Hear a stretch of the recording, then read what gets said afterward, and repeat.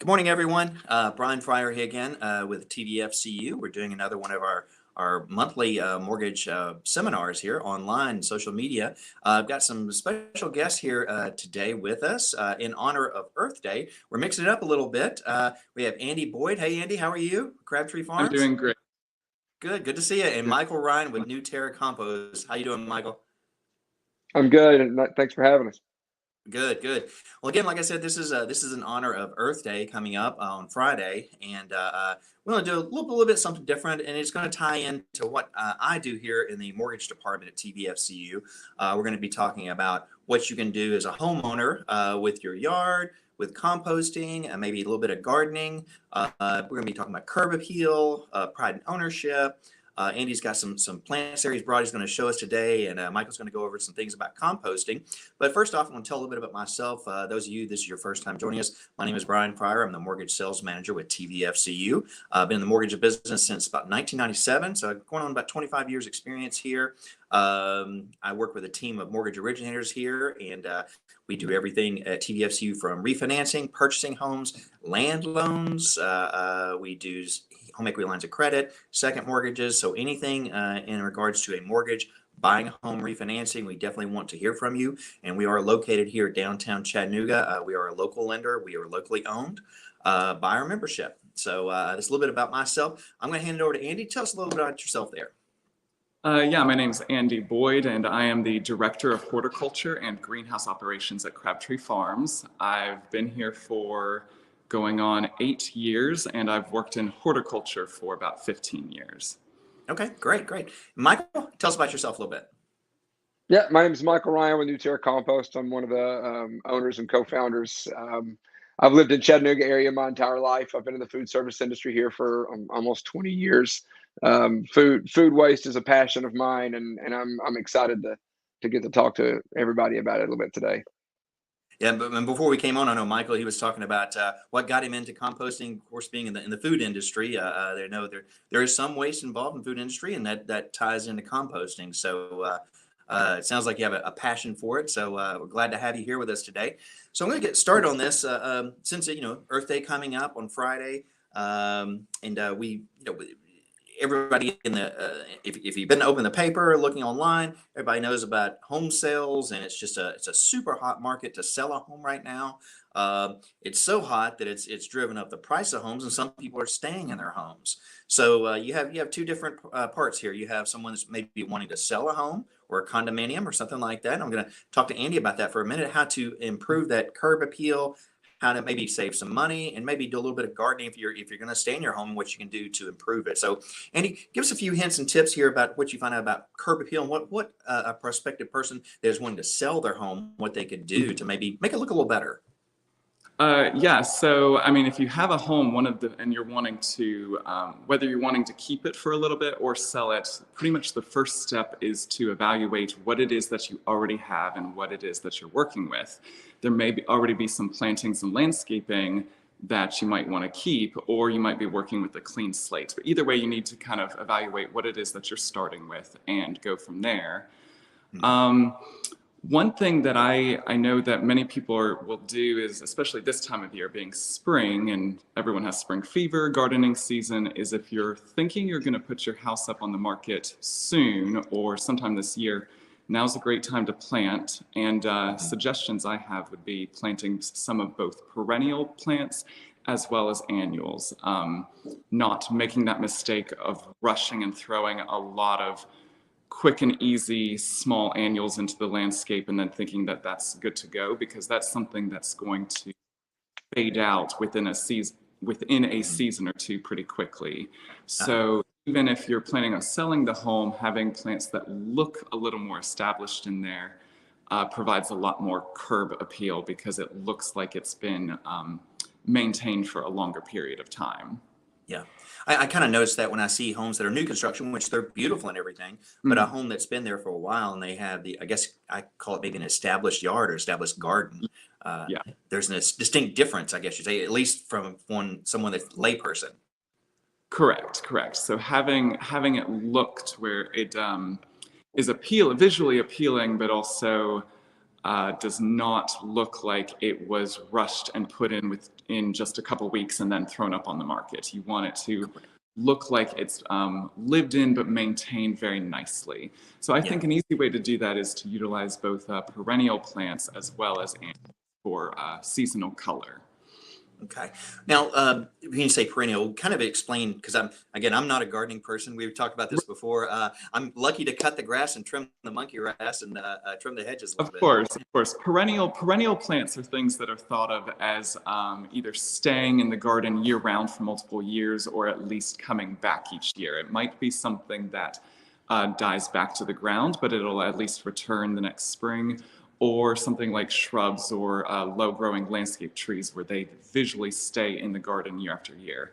Annuals are something that really only grow for less than a year, a few seasons.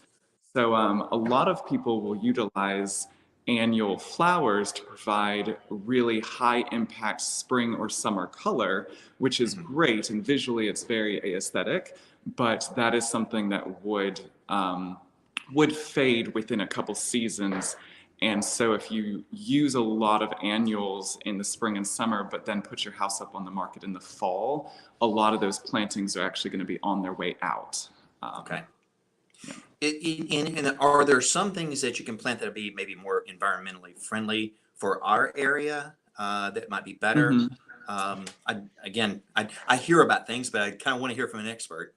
Yeah. So planting native plants or native cultivars is very trendy right now and is always a great thing to do.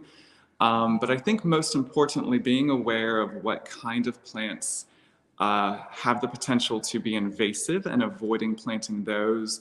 And definitely planting things that can provide pollinator, what's called pollinator forage. So flowering plants and mixing up things that bloom in different seasons, spring, summer, fall, even winter, to provide habitat for honeybees as well as all of our native pollinators. So lots of those kind of characteristics are very trendy, but also environmentally friendly when you're landscaping, thinking about organically grown plants, pollinator-friendly plants, native plants, or at least non-invasive plants. Yeah.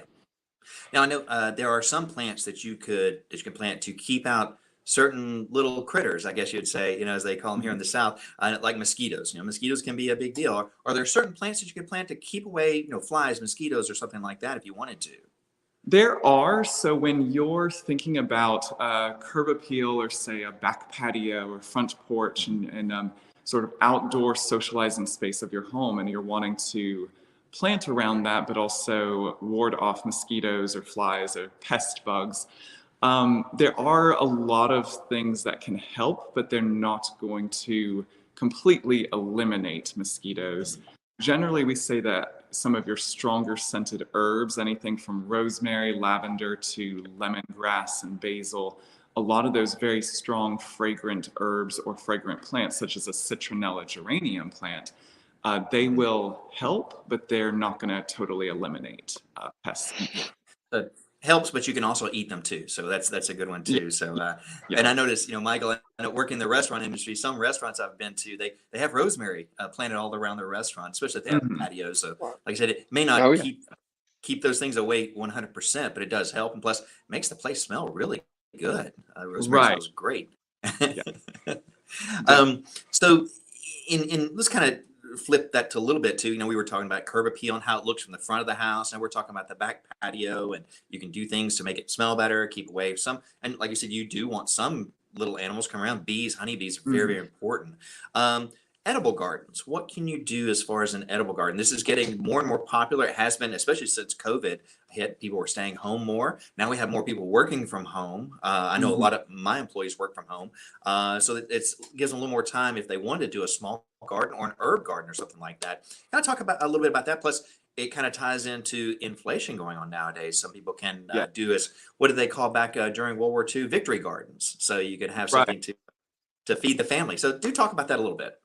Yeah, so we're a huge fan of edible gardening, whether it's vegetable gardening or putting in edible landscaping like perennial fruit trees and shrubs. And I think being how popular that is and is becoming, and it's not a trend that's going to go away, Yeah. that's something that could be worth the investment. And there's a few really affordable ways to get started. It might require just a little bit of investment at the beginning, but it's well worth it.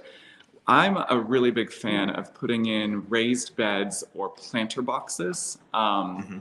And a raised bed can be anything raised by just a few inches to even a foot or two. It just depends on how you want to do it, materials, costs, the look you're going for. But generally, putting in some kind of a raised bed is an easy way to grow vegetables and herbs or edible plants and be fairly successful at the beginning, because you can utilize compost and organic gardening soil that you fill into that raised bed.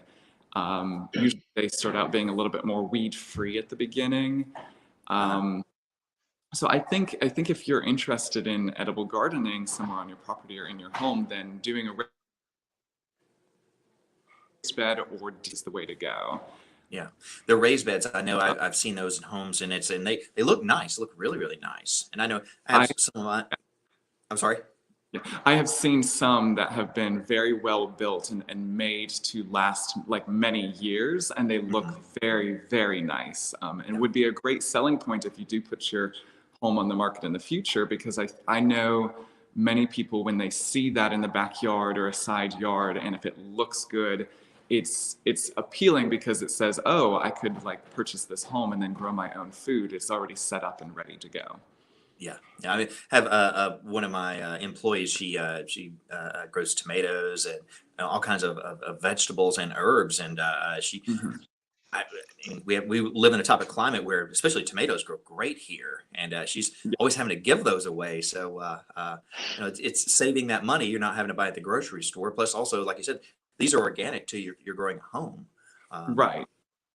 Yeah, and it's really fun too. I mean, it can become a hobby. It's great to do with kids or with family, and like you said, oftentimes you might get more tomatoes or more squash or zucchini, and that's mhm. something you can give away to family or even neighbors. If you live in a neighborhood and get to know your neighbors, you'll be very popular if you have fresh tomatoes.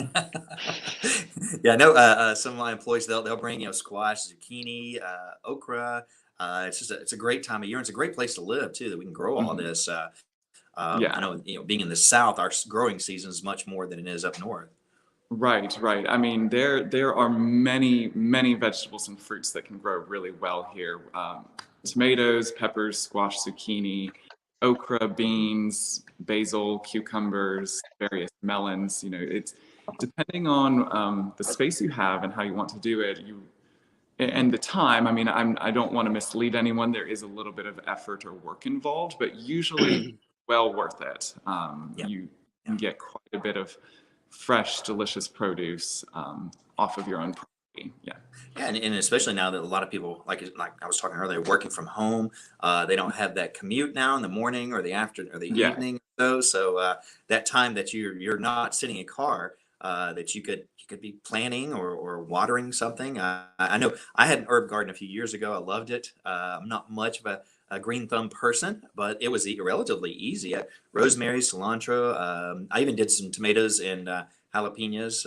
It was pretty easy. I Great. mean, Yeah. if I can do it, anybody can do it. So definitely, Yeah. I agree. And just with the cost of like some of that fresh produce versus the cost of a plant and just a little bit of maintenance over the season, mhm, you normally get a lot of value of fresh produce out of that. And herbs are a great place to start too. So if people have very limited space and they're not prepared to do a whole lot of vegetables, sometimes just starting with a few herbs in a little herb garden or planter is a really good beginner step.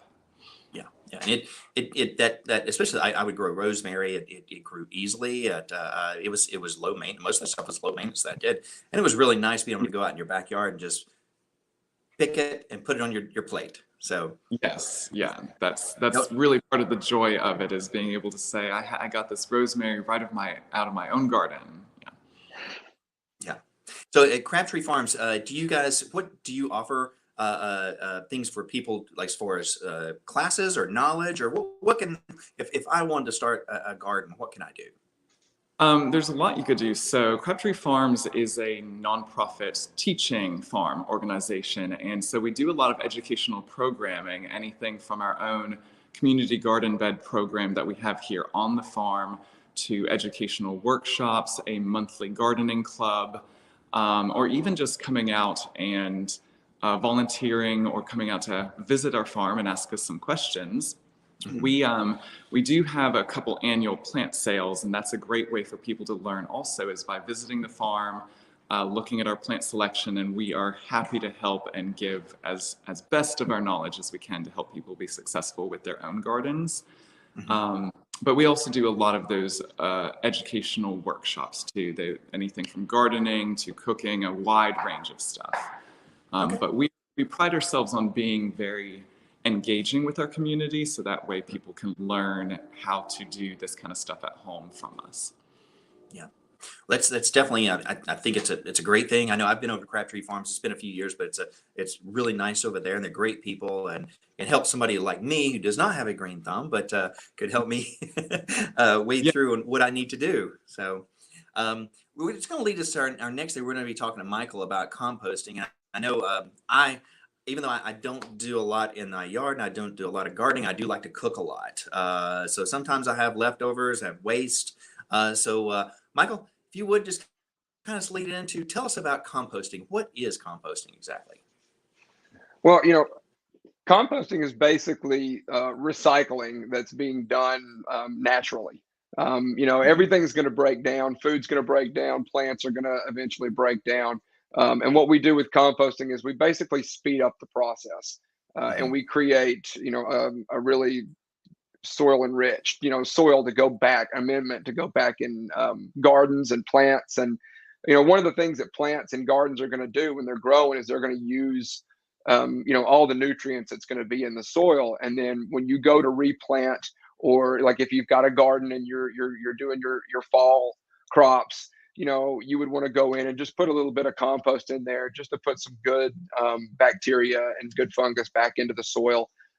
Compost isn't always, a lot of people want to think that compost is fertilizer, and it's not always fertilizer. It's really just putting good microorganisms back into the soil and replenishing that. You can get higher nitrogen compost in certain areas, but it's not always about that, but it is about enriching the soil and just putting some good life forms back into it. Yeah. So, and also, everybody eats. in talking about Earth Day, it's keeping it out of the landfill too. A lot of that. Oh yeah, I mean, it's a lot of people will do yard work and they'll just pile it up by the side of the road, and to be picked up by the city or put in their garbage cans. When that a lot of that could be composted, correct? Oh yeah, I mean, so food waste is actually the largest component of landfill waste, and it's 24% of the municipal solid waste stream. So Wow. almost a quarter of everything going into the landfill is food. And then if you add, yard waste and wood and paper and cardboard that wasn't recycled, now we're looking at 51% of the municipal solid waste stream. So half of everything being thrown away is compostable. So we could actually turn all that back into soil. Wow. One thing we tell all of our members, if you can take, composting and put it with a good recycling program that you have, we can cut your actual waste, like your trash, in half. Wow. Plus also save money too. I mean, you not have to, if you're doing gardening or if you're doing yard work, and like you said, if you have nitrogen rich compost that can be used, Right. that can go back into your own yard too. Right. And if you're an urban gardener, like I was before before we started composting on a larger scale, I mean, it gets kind of like you need nitrogen. So I would need to get grass from my neighbors, and then, oh man, I need more carbon to put in there. And then I would need to get leaves. And there's a difference between composting in your backyard and composting on an industrial scale, which is what Terra is. Backyard composters. I live in a neighborhood. I had a compost bin in my backyard. I have raised beds. I've got a garage full of stuff that I just cannot wait to go out there and transplant into the ground. But you start doing that in your home, and then you go, oh wow, it's getting either too much or not enough. Home composters don't usually put meat and dairy and some of the compostable products that, bioplastics and things like that, home compost bins don't normally get as hot as an industrial compost does. So, Mhm. we can break down things a lot quicker with less issues on an industrial side than what a home composter can do. I Mhm. try to tell everybody, if it's something you want to tackle at home, by all means do it. I want it to stay out of the landfill.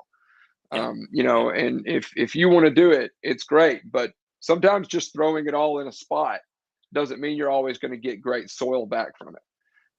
You got to put a I little work cleaned into out that. my compost bin, right?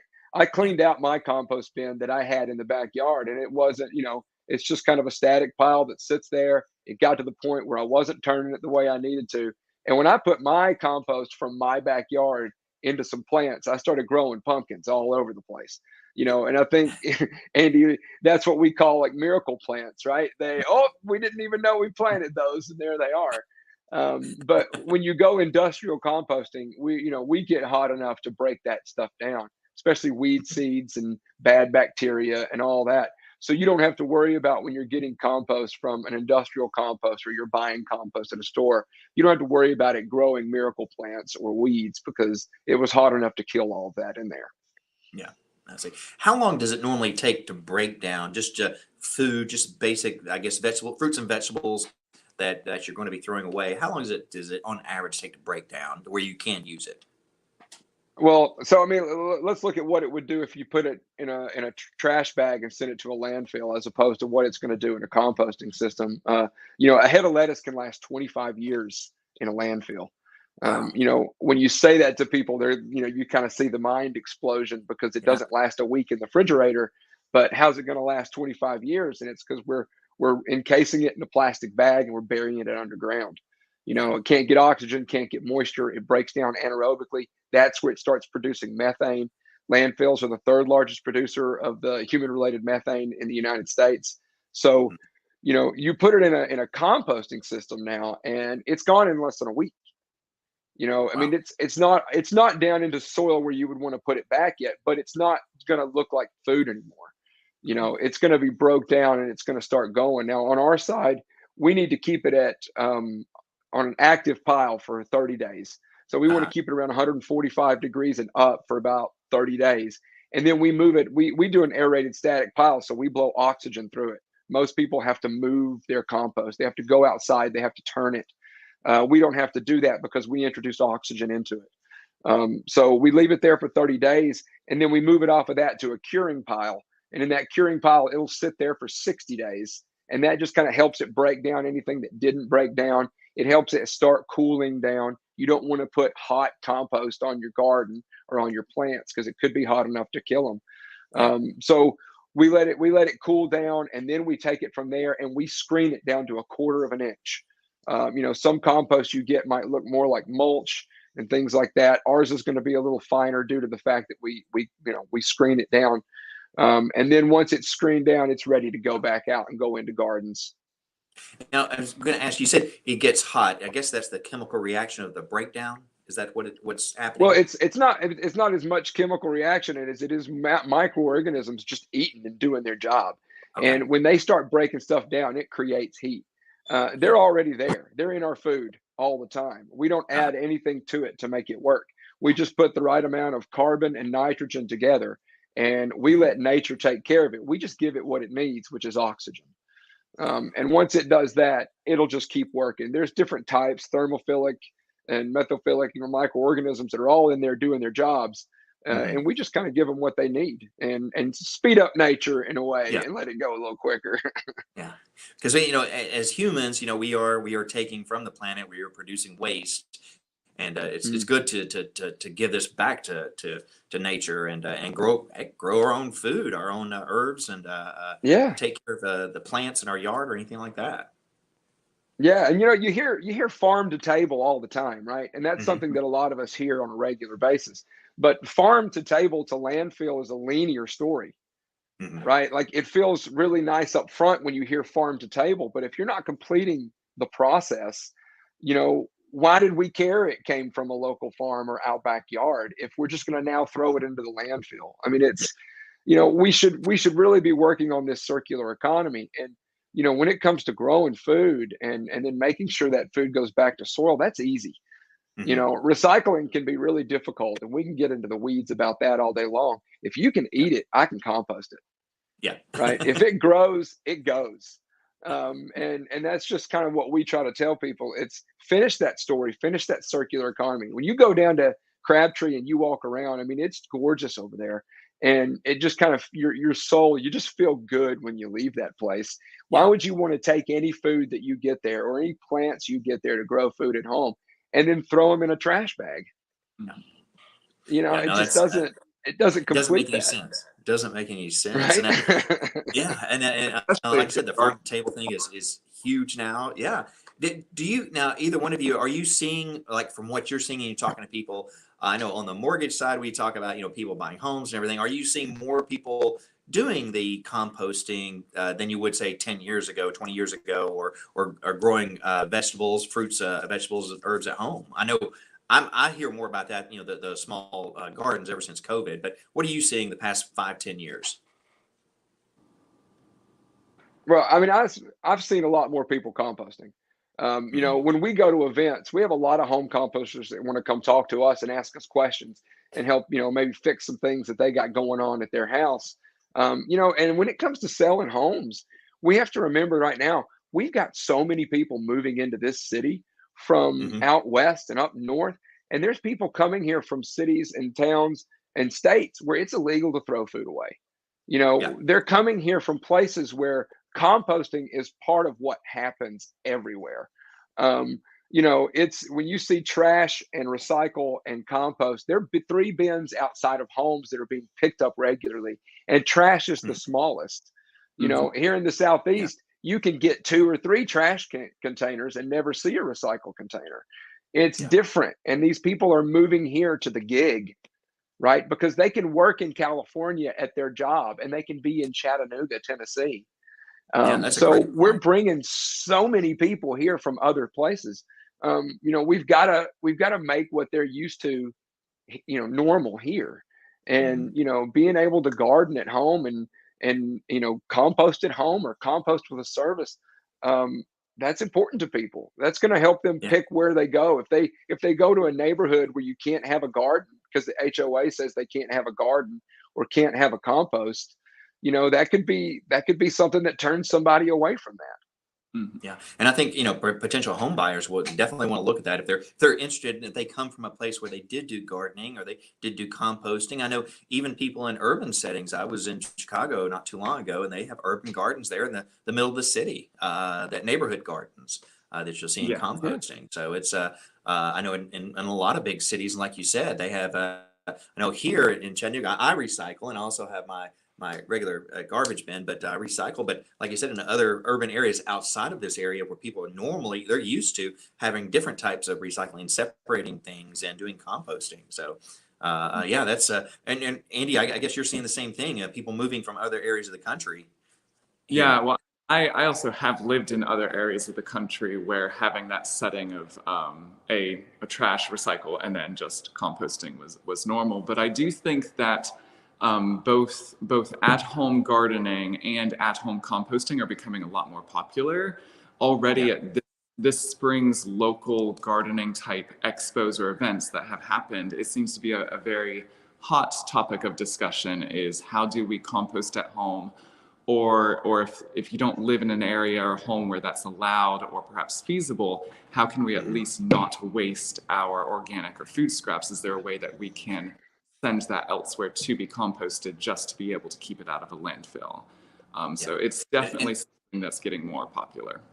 and I think, with the whole COVID thing and people being home more and they're being more aware of it, having more time too. And I know quality of life is a big thing right now. Mm. People don't want to spend 60, 70 hours at the office.